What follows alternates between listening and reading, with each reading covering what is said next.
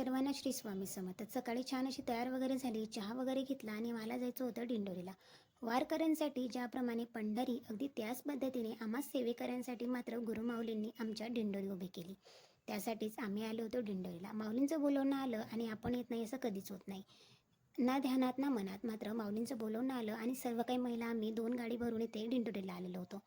दिंडोरीला कशासाठी आलो ते पुढे सांगतेच. तर त्याआधी इथे सुंदर असं दर्शन वगैरे झालं आणि मध्ये शूट वगैरे अलाउड नसल्यामुळे मी मधलं काही शूट केलेलं नव्हतं. नंतर इथे गोशाळेमध्ये आलेलो होतो आणि गोशाळेमध्ये होता पाठ. इथे छान असं गोशाळेतलं तुम्हाला दाखवते का खूप साऱ्या गायी होत्यात आणि छान पद्धतीने त्यांचं इथं पालनपोषण होत असतं.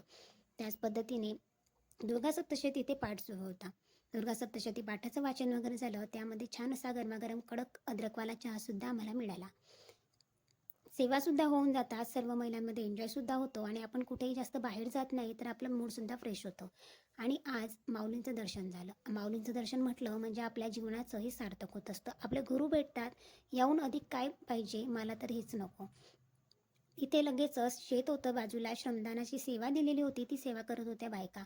नंतर पत्तागोबी, फुलगोबी जे काही होतं ते सुद्धा मी शूट केलेलं होतं. सो याचा जो काही फुल ब्लॉग आहे ना, तो उद्या तुम्हाला नक्की आपल्या यूट्यूब चॅनलवर बघायला मिळेल. सो उद्या 2 वाजेला नक्की ब्लॉग बघा. खूप छान आणि सुंदर असणार आहे हा ब्लॉग.